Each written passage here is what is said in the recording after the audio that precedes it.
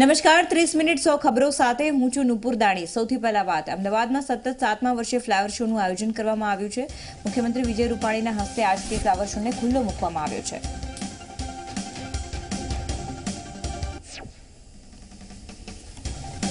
આ વખતે sea plane, bullet train અને મહાત્મા ગાંધીની વિશેષ કૃતિ તૈયાર કરવામાં આવી છે। પ્રથમવાર ₹10 પ્રવેશ ફી તરીકે લેવામાં આવશે।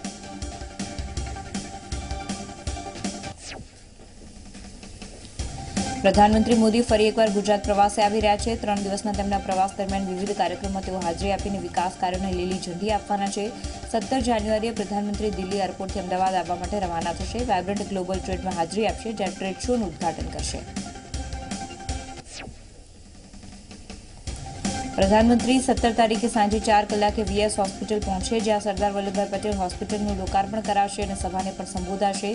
35 કલાકે રિવરફ્રન્ટ જઈને શોપિંગ ફેસ્ટિવલનું ઉદઘાટન કરશે અને 6:35 કલાકે અમદાવાદથી ગાંધીનગર જવા પ્રધાનમંત્રી રવાના થશે। 7 કલાકે મહાત્મા મંદિર તેઓ પહોંચશે અને મહાત્મા મંદિરમાં 2 કલાક સુધી રોકાણ કરશે। મુખ્યમંત્રી વિજય રૂપાણીની અધ્યક્ષતામાં કેબિનેટની બેઠક મળશે। કેબિનેટમાં વાયબ્રન્ટ ગુજરાત સમિટનું ફાઇનલ પ્રેઝન્ટેશન રજૂ કરાશે, તો 10% સવર્ણો અને આર્થિક અનામતના નિર્ણયના અમલીકરણ બાબતે પણ અહીંયા ચર્ચા થશે। અનામતના નિર્ણયની રાજકીય અસરો અંગે પણ અહીંયા ચર્ચા થશે, તો આ સાથે જ અછતગ્રસ્ત વિસ્તારોના કામની સમીક્ષા થશે। સુરતમાં કરોડો રૂપિયાની કાપડની થયેલી ચોરી પછી 7 દિવસ સુધી કાપડ માર્કેટ બંધ રહ્યું, જે આજથી ફરી એકવાર ધમધમતું થશે। કરોડો રૂપિયાના કાપડની ચોરીનો આરોપ સિક્યોરિટી પર કરાયો। હાર્દિક પટેલ આજે રાજકોટની મુલાકાતે ગૌચર જમીનના મુદ્દે ધરણામાં હાજરી આપશે। ઈશ્વરિયામાં ખેડૂતો ગૌચર મુદ્દે ઉતર્યા છે। ધરણા પર લલિત કગથરા, ઇન્દ્રનીલ રાજગુરુ હાજર રહેશે। જામનગરમાં મધરાતે એસટી બસ સ્ટેન્ડ પાસે રાજાવીર કોમ્પ્લેક્સમાં આવેલી ઓરેન્જ ઇન્ટરનેશનલ કાર્ગો અને કુરિયર સર્વિસની બ્રાન્ચના માલિક ડેનિશની છરી મારીને હત્યા કરવામાં આવી। ઘટનાની જાણ થતાં જિલ્લા પોલીસ વડા સહિતનો કાફલો ઘટના સ્થળે દોડી આવ્યો। હત્યાની તપાસમાં જાણવા મળ્યું કે હરદેવસિંહ નામના વ્યક્તિએ હત્યા કરી છે। પૈસાની લેતી દેતી મામલે હત્યા થઈ હોવાનું ખુલ્યું છે। એલસીબી એસઓજીએ એ ડિવિઝન પોલીસે તપાસ કરીને આરોપીને પકડવા માટે ચક્રો ગતિમાન કર્યા છે। મનસુખ માંડવિયા તળાજાના મણારથી પદયાત્રાનો પ્રારંભ કરાવશે। મહાત્મા ગાંધીના મૂલ્યો પર પદયાત્રા યોજશે। મેં બી મોહન થીમ ઉપર પદયાત્રા યોજવામાં આવશે। આજથી પદયાત્રાનો પ્રારંભ થશે। 22 જાન્યુઆરી સુધી આ યાત્રા યોજવામાં આવશે। ગાંધીજીની શિક્ષણ પ્રણાલીને ઉજાગર કરવા માટે 150 કિલોમીટર જેટલી પદયાત્રા યોજવામાં આવશે। આ યાત્રા ભાવનગર જિલ્લાના 35 જેટલા ગામોમાં ફરશે। ઓમ માથુર ગુજરાતની મુલાકાતે આવશે। ગુજરાત પ્રદેશ ભાજપ પ્રભારી બનાવ્યા બાદ ઓમ માથુરની આ પ્રથમ ગુજરાતની મુલાકાત છે। તેઓ અમદાવાદમાં પત્રકાર પરિષદને સંબોધિત કરશે અને સાંજે બેઠક બાદ દિલ્હી જવા રવાના થશે। રાજ્યની સરકારી અને બિનસરકારી યુનિવર્સિટી અને કોલેજના શૈક્ષણિક કર્મચારીઓને 1 જાન્યુઆરીથી 7મું પગાર પણ ચૂકવવામાં આવશે। સરકારના આ નિર્ણયથી એરિયસ પેટે 904.21 કરોડ ચૂકવવાનું થાય છે। બનાસકાંઠામાં વાવના દેવપરા પાસેની નર્મદાની મુખ્ય કેનાલ પુલ પાસે પ્રેમી પંખીડાએ કેનાલમાં જંપ લાવ્યું। પ્રેમી પંખીડાઓએ કેનાલમાં જંપ લાવતા કેનાલ પર લોકોના ટોળે એકઠા થયા। સ્થાનિક તરવૈયાઓએ 2 કલાકની જહેમત બાદ બંનેની લાશને બહાર કાઢી। અમદાવાદમાં આવેલા અખબારનગર ઈએમટીએસ ડેપોની દિવાલ ધરાશાયી થઈ। 30 ફૂટ લાંબી દિવાલ પડતા એક વ્યક્તિ દિવાલ નીચે દબાઈ ગયો। આ સાથે જ એક નાસ્તાની લારીને પણ નુકસાન થયું। રાજ્યમાં હજુ પણ ઠંડીના પ્રમાણમાં વધારો થયો છે। વહેલી સવારથી ઠંડા પવનના કારણે ઠંડીમાં વધારો થયો। અફઘાનિસ્તાનમાં વેસ્ટર્ન ડિસ્ટર્બન્સને લઈ અને અસર જોવા મળી।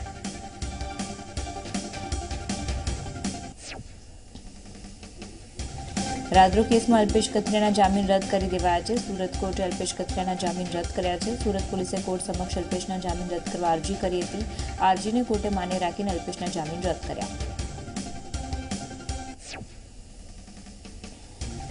કોર્ટે શરતોના આધારે અલ્પેશ કથિરિયાને જામીન આપ્યા હતા, પરંતુ બાદમાં પોલીસે અલ્પેશ સામે શરતોનો ભંગ કર્યો હોવાનો આરોપ લગાવ્યો અને કોર્ટને અરજી કરી હતી કે અલ્પેશ કથિરિયાના જામીન રદ કરી દેવામાં આવે।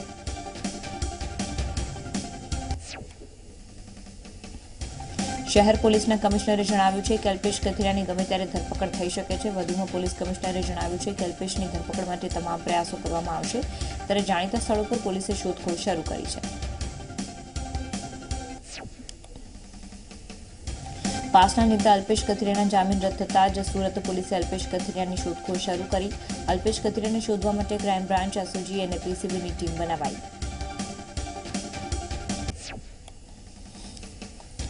સુરતની કોર્ટે અલ્પેશ કથિરિયાના જામીન રદ કર્યા. ત્યારે પાસ કન્વીનર હાર્દિક પટેલે જણાવ્યું છે કે અલ્પેશની જામીન માટે અમે સારા એવા વકીલ રોકીશું.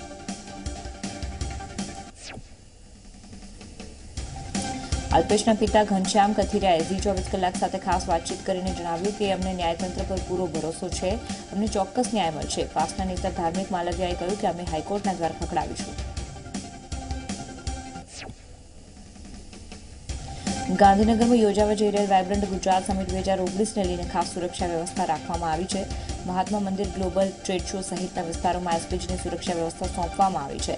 ગાંધીનગર, અમદાવાદમાં ત્રિસ્તરીય વ્યવસ્થા ગોઠવવામાં આવી છે.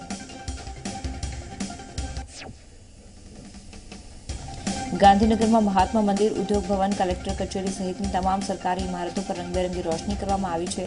આ ઉપરાંત મહાત્મા મંદિર સામેના સેન્ટ્રલ વિસ્ટા સહિત તમામ માર્ગો પર રોશની કરવામાં આવી. શહેરના મુખ્ય બગીચાઓમાં પણ વૃક્ષો પર રોશની કરવામાં આવી.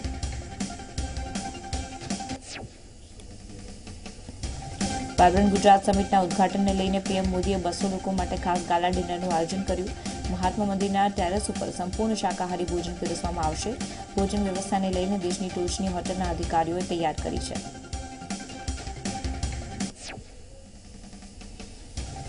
આ સમિટમાં ઉઝબેકિસ્તાન, માલ્ટા, રવાંડા, ડેનમાર્ક અને ઇથિયોપિયાના રાષ્ટ્રપતિ, વડાપ્રધાન તથા આફ્રિકા સહિતના અન્ય 8 થી 10 દેશના મંત્રી અને ટોચના ઉદ્યોગપતિઓને આમંત્રણ આપવામાં આવ્યું છે.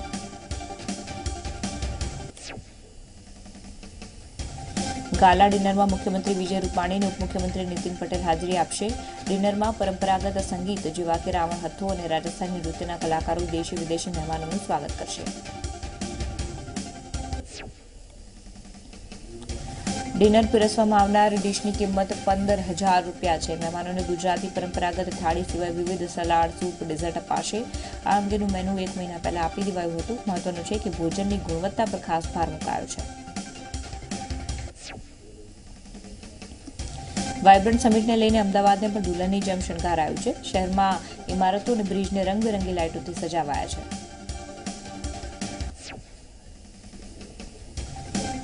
વાયબ્રન્ટ ગુજરાત સમિટ 2019ની તૈયારીઓ પૂરજોશમાં છે. અમદાવાદમાં કલેક્ટર અને પોલીસ અધિકારીઓની સમીક્ષા બેઠક યોજાઈ. આ બેઠકમાં વિદેશી મહેમાનોના આગમનથી લઈ અને હોટેલ, મહાત્મા મંદિર સુધી પહોંચાડવા માટે કરવામાં આવેલી વ્યવસ્થા અંગે ચર્ચા કરવામાં આવી. 11 દેશના પ્રતિનિધિઓના કોન્વોયમાં એક પાયલોટિંગ કાર, 2 એસ્કોર્ટ કાર અને એક ટેલ કાર સહિત એમ્બ્યુલન્સનો સમાવેશ કરવામાં આવશે. તમામ વીવીઆઈપી અને વીઆઈપી મહાનુભાવોના કોન્વોયનું ગ્રાન્ડ રિહર્સલ કરવામાં આવશે. મુખ્યમંત્રી વિજય રૂપાણી વધુ 7 ટીપી સ્કીમને મંજૂરી આપી છે. અમદાવાદની 5 અને રાજકોટની 2 ટીપી સ્કીમને મંજૂરી આપી છે. અમદાવાદમાં છેલ્લા 1 વર્ષમાં 43 ડ્રાફ્ટ ટીપી મંજૂર કરવામાં આવી છે. તો આ ટીપી સ્કીમમાં આંતર માળખાકીય સુવિધાના ઝડપી અમલ માટે મુખ્યમંત્રી વિજય રૂપાણીએ સૂચના આપી દીધી છે. અમદાવાદની ટીપી સ્કીમમાં અંદાજે 1,000 કરોડના કામો થશે. બિન અનામત વર્ગની યાદીમાં નવી જાતિઓનો સમાવેશ કરવામાં આવ્યો છે તેમજ પર્યાયવાદી શબ્દોનો સમાવેશ કરવામાં આવ્યો છે. એસસીબીસી અને ઓબીસીમાં ન હોય તેવી જાતિઓનો અહીંયા સમાવેશ કરવામાં આવ્યો છે.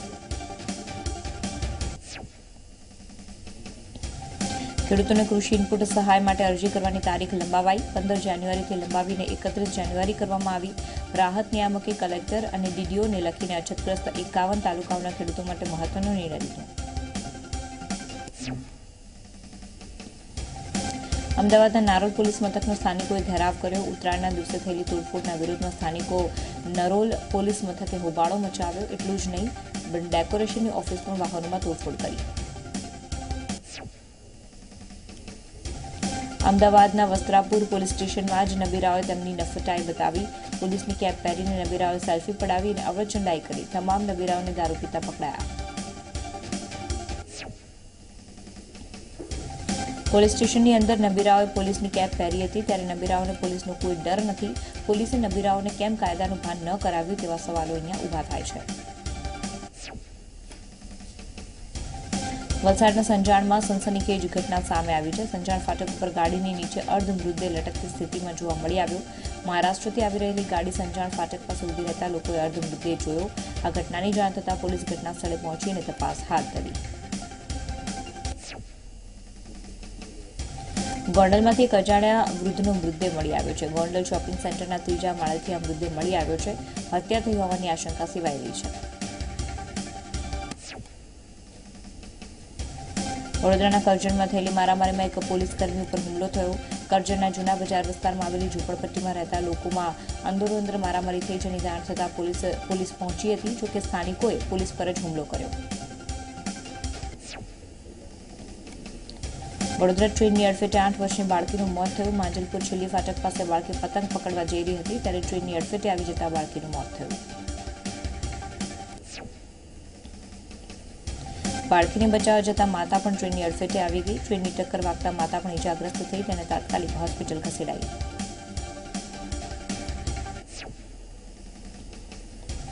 ખેડાના ઝુંડાદરા ગામમાં સામાન્ય બાબતે બે જૂથ વચ્ચે પથ્થરમારો થયો. પથ્થરમારામાં 3 વ્યક્તિઓને ઈજા પહોંચી. ઈજાગ્રસ્તોને હોસ્પિટલ સારવાર માટે ખસેડવામાં આવ્યા. પથ્થરમારા બાદ ડાકોર પોલીસે પરિસ્થિતિ પર નિયંત્રણ મેળવ્યું. મહેસાણાના વિસનગરમાં છરી મારીને યુવકની હત્યા કરવામાં આવી. અંગત અદાવતમાં 3 શખ્સોએ તીક્ષ્ણ હથિયારના ઘા ઝીંકીને યુવકને રહેસી નાખ્યો. વિસનગર શહેર પોલીસે 3 લોકો સામે ગુનો નોંધી તપાસ હાથ ધરી. ભાવનગરમાં ખેડૂતવાસમાં બે જૂથ વચ્ચે અથડામણ થઈ. સામાન્ય બાબતે બે જૂથ વચ્ચે પથ્થરમારો થયો. કેટલાક લોકો કાચની બોટલ પણ ફેંકી. બનાવની જાણ થતાં જ પોલીસ ઘટના સ્થળે પહોંચીને મામલો થાળે પાડ્યો. નર્મદાના રાજપીપળામાં બે જૂથ વચ્ચે મારામારી થઈ. બવાલમાં સામસામે કાચની બોટલો ફેંકવામાં આવી. આ ઘટનાની જાણ થતાં પોલીસનો મોટો કાફલો અહીંયા દોડી આવ્યો. પોલીસને ઘટના સ્થળેથી પથ્થર અને બોટલો પણ મળી આવી. છોટાઉદેપુર જિલ્લાના હાફેશ્વર પાસેથી વિદેશી દારૂનો જથ્થો એલસીબીએ ઝડપ્યો. બાતમીના આધારે એલસીબીએ નર્મદા કિનારે મહારાષ્ટ્રથી લાવવામાં આવેલો વિદેશી દારૂ ઝડપી પાડ્યો. 4.5 લાખનો વિદેશી દારૂ અને બોટ સહિત 7.5 લાખનો મુદ્દામાલ જપ્ત કરાયો. સુરતમાં કાપડના વેપારીની 6 વર્ષની પુત્રીની સાથે છેડતી થઈ. ઘરના નોકરે જ બાળકી સાથે છેડતી કરી હોવાનું સામે આવ્યું. ખટોદરા પોલીસ ફરિયાદ નોંધાવ્યા બાદ પોલીસે આરોપીની ધરપકડ કરી.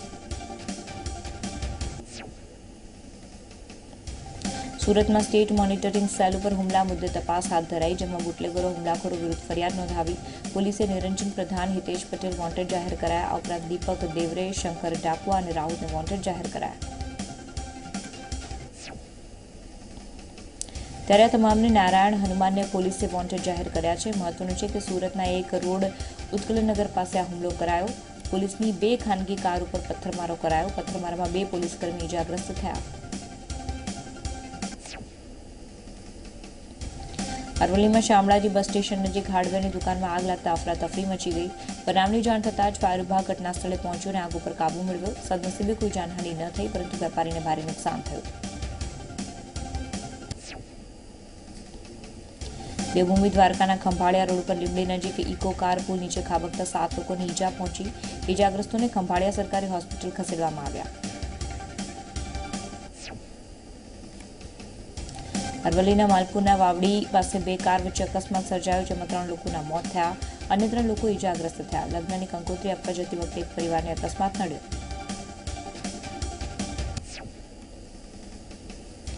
મોરબીના કલેક્ટર બંગલા પાસેનો રસ્તો જોખમી બન્યો. માત્ર થોડા કલાકમાં જુદા જુદા 5 વાહન ચાલકો પટકાયા. સમગ્ર અકસ્માતના દ્રશ્યો સીસીટીવીમાં કેદ થયા. આક્ષેપ છે કે સતત ઉભરાતી ગટરના કારણે રસ્તા પર વાહનો સ્લીપ થાય છે.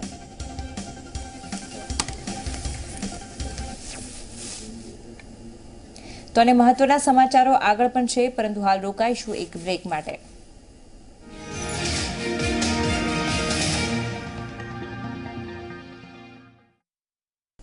બ્રેક બાદ 30 મિનિટ 100 ખબરોમાં સ્વાગત છે. આગળ વાત કરીશું પાટણની. પાટણ હારીજ હાઈવે પર કુરેજા ગામ પાસે નર્મદાની મુખ્ય કેનાલમાં કાર ખાબકતા સ્થાનિક પોલીસ અને વહીવટીતંત્રએ તપાસ હાથ ધરી. ફાયર બ્રિગેડની ટીમની મદદ લઈને કારમાં સવાર વ્યક્તિની શોધખોળ હાથ ધરાઈ હતી. કાર ચાલકની કોઈ ભાળ ન મળતા અમદાવાદની રેસ્ક્યુ ટીમની મદદ લેવામાં આવી.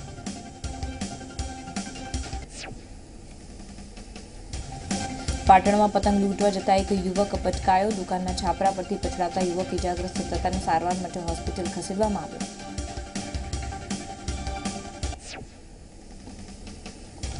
સુરતના બેંક ઓફ બરોડાના એટીએમમાં ભીષણ આગ લાગવાની ઘટના બની. માંગરોળના ઝંખવાવ ગામે એટીએમમાં આગ લાગી. આગ લાગતા એપાર્ટમેન્ટમાંથી લોકોને બહાર કાઢવામાં આવ્યા હતા. માંડવી નગરપાલિકાની ફાયરની ટીમે આગ ઉપર કાબુ મેળવ્યો.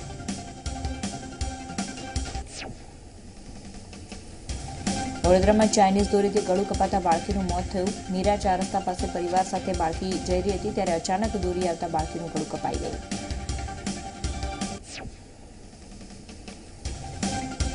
વડોદરાના વાઘોડિયા રોડ ઉપર કાર અને બાઇક વચ્ચે અકસ્માત સર્જાયો. અકસ્માતમાં દંપતીનું મોત નીપજ્યું. અકસ્માત બાદ કાર ચાલક ઘટના સ્થળેથી ફરાર થઈ ગયો, જેથી પોલીસે ફરાર ચાલકને પકડી પાડવા માટે ચક્રો ગતિમાન થયા.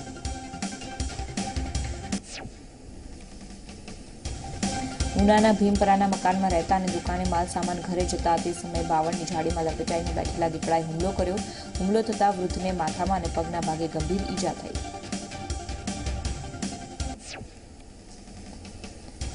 તાપીના સોનગઢના ધજંબા ગામે આખરે દીપડો પાંજરે પુરાયો. ગામમાં વારંવાર દીપડો દેખાવાના કારણે ગ્રામજનોમાં દહેશત હતી.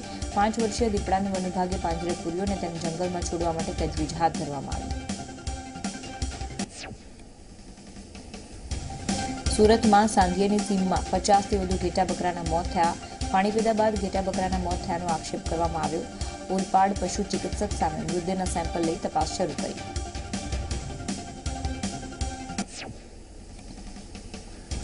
સુરેન્દ્રનગર પાટડીના નગવાડા ગામની સીમમાં આવેલ નર્મદા કેનાલનું પાણી ખેડૂતોને ખેતરોમાં ફરી વળ્યું. કેનાલમાં પાણીનો ઓવરફ્લો થતા ખેતરોમાં પાણી ઘૂસ્યા હતા. અનેક રજૂઆતો બાદ પણ નર્મદા વિભાગે કોઈ જ કાર્યવાહી ન કરાતા ખેડૂતો રોષે ભરાયા.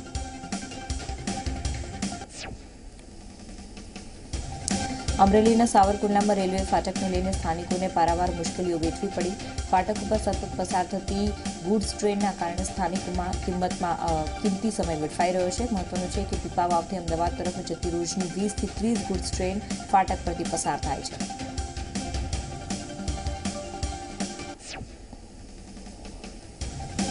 ફાટક પાસે હોસ્પિટલ આવેલી છે, પરંતુ સતત ગુડ્સ ટ્રેનને આવવાના કારણે ફાટક બંધ થઈ જાય છે અને ઘણીવાર એમ્બ્યુલન્સ પણ સમયસર પહોંચી શકતી નથી. ફ્લાયઓવર બનાવવામાં આવે અથવા તો ફાટકની સમસ્યા દૂર કરવામાં આવે તેવી સ્થાનિકોએ ઉગ્ર માંગ કરી છે.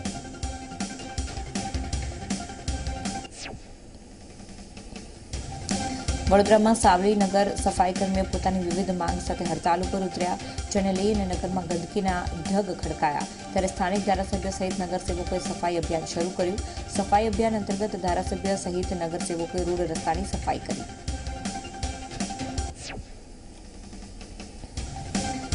સુરતીમાં 30મી જાન્યુઆરી ઇન્ટરનેશનલ એરપોર્ટનો પ્રારંભ કરવામાં આવશે. એરપોર્ટથી પહેલી ફ્લાઇટ સુરત શારજહાં વચ્ચે ઉડાણ ભરશે. પ્રધાનમંત્રી નરેન્દ્ર મોદી આ ફ્લાઇટને લીલી ઝંડી આપશે. મહેસાણાના વિસનગર ઉમા પેટ્રોલ પંપ ઉપર અસામાજિક તત્વોએ તોડફોડ કરી. એટલું જ નહીં, કર્મચારીને પણ ઢોરમાર મારવાની આ ઘટના જે છે તે સીસીટીવીમાં કેદ થઈ ગઈ.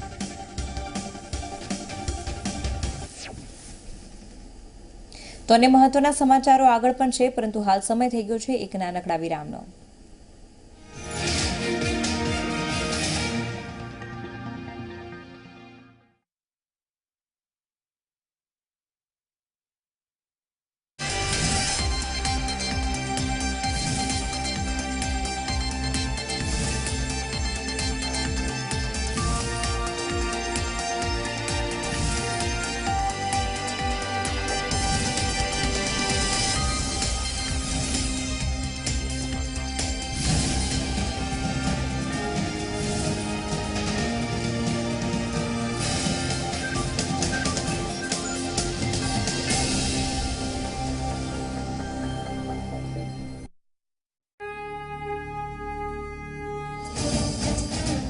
ગંગા યમુના સરસ્વતીનો ત્રિવેણી સંગમ,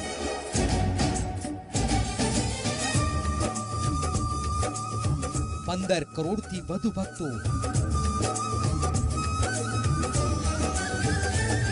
8 શાહી સ્નાન, સાધુ સંતોનો જમાવડો, પ્રયાગરાજ અર્ધકુંભનું વિશેષ કવરેજ માત્ર ઝી 24 કલાક પર. આસ્થાનો કુંભ.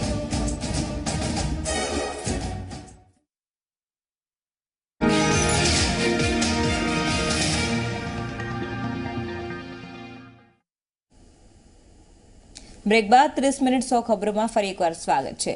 આગળ વાત કરીશું. લોકસભાની ચૂંટણી પહેલા કેન્દ્ર સરકારે 7મા વેતન આયોગના લાભની જાહેરાત કરી છે, જેનો લાભ શૈક્ષણિક સંસ્થા કર્મીઓને મળશે.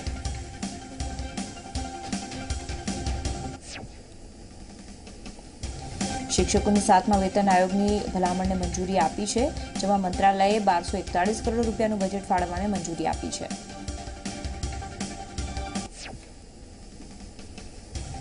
દિલ્હીમાં ઠંડીના કારણે અત્યાર સુધીમાં 96 લોકોના મોત થયા છે, ત્યારે આ મોતનો આંક જાન્યુઆરીના પહેલા પખવાડિયાનો છે.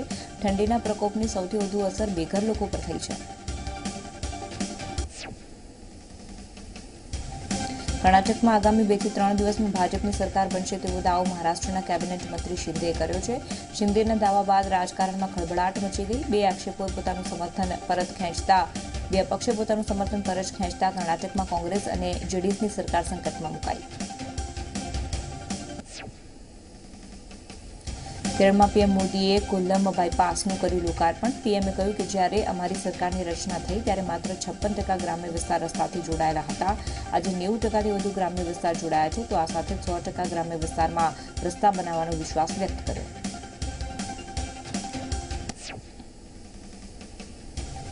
સાધ્વી નિરંજન જ્યોતિને મહામંડલેશ્વરનું સન્માન આપવામાં આવ્યું. નિરંજનની અખાડાની 16મી મહિલા મંડલેશ્વર બન્યા.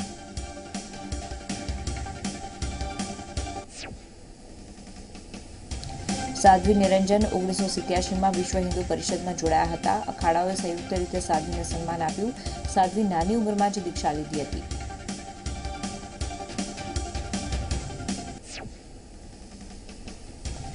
મહારાષ્ટ્રના લોનાવાલામાં ટાઈગર પોઈન્ટ પાસે ગુજરાતના મુસાફરો સાથે મારપીટ કરી. સ્થાનિક વેપારીઓ મારપીટ કરી હોવાનો આરોપ લગાવવામાં આવ્યો. મહિલાઓ સાથે પણ મારઝૂડ કર્યાનો આક્ષેપ વેપારીઓ પર લગાડવામાં આવ્યો.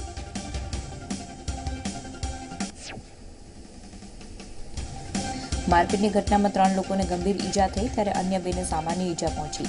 ગુજરાતના વડોદરામાં 24 થી 25 લોકોનું ગ્રુપ લોનાવાલામાં પ્રવાસ માટે ગયું. ટાઈગર પોઈન્ટ પર સાંજના સમયે સૂર્યાસ્ત જોવા ગયેલા મુસાફરો અને સ્થાનિકો વચ્ચે મારામારી થઈ. કેન્યાની રાજધાની નૈરોબીમાં ચરમપંથીઓએ હોટેલ અને કાર્યાલય પરિસર પર વિસ્ફોટ અને ગોળીબાર કરીને હુમલો કરવામાં આવ્યો. હુમલામાં 6 લોકોના મોત થયા.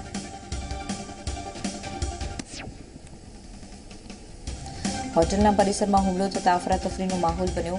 અલ શબાબ સંગઠને હુમલાની જવાબદારી સ્વીકારી, તો બીજી બાજુ અન્ય ઇજાગ્રસ્તોને સારવાર હેઠળ હોસ્પિટલ ખસેડાયા.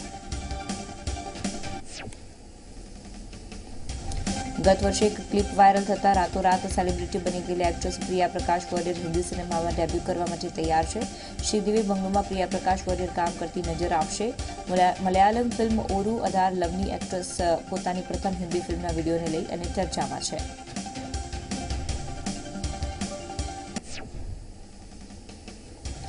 તેની પ્રથમ હિન્દી ફિલ્મનું ટીઝર રિલીઝ થયું છે, પરંતુ આ જ ટ્રેલરના રિલીઝ થયા બાદ પ્રિયાને સોશિયલ મીડિયામાં ટ્રોલ કરવામાં આવી રહી છે. ખરેખર ફિલ્મનું ટીઝર જોયા બાદ સાફ સમજી શકાય છે કે ફિલ્મની વાર્તા બોલિવૂડ એક્ટ્રેસ શ્રીદેવી અને દુર્ઘટનાવશ થયેલ મોતની કહાની પર આધારિત છે.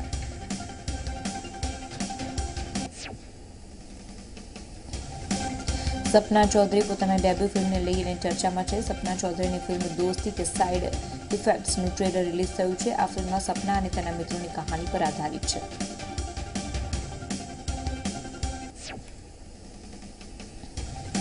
સપનાની ફિલ્મ 8 ફેબ્રુઆરીના રોજ રિલીઝ થશે. દેશમાં પોતાના ડાન્સને લઈને ફેમસ થયેલી કલાકાર સપના ચૌધરી મીડિયામાં હંમેશા ચર્ચામાં રહેતી હોય છે.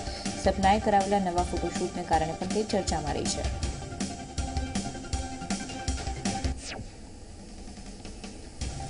એડિલેડ વનડેમાં ભારતની ભવ્ય જીત. ઓસ્ટ્રેલિયા સામે ભારતે મેળવી અને જીત 6 વિકેટથી ઓસ્ટ્રેલિયાને હરાવ્યું. વિરાટ કોહલીએ બનાવ્યા 104 રન, મહેન્દ્રસિંહ ધોનીએ 55 રન બનાવ્યા.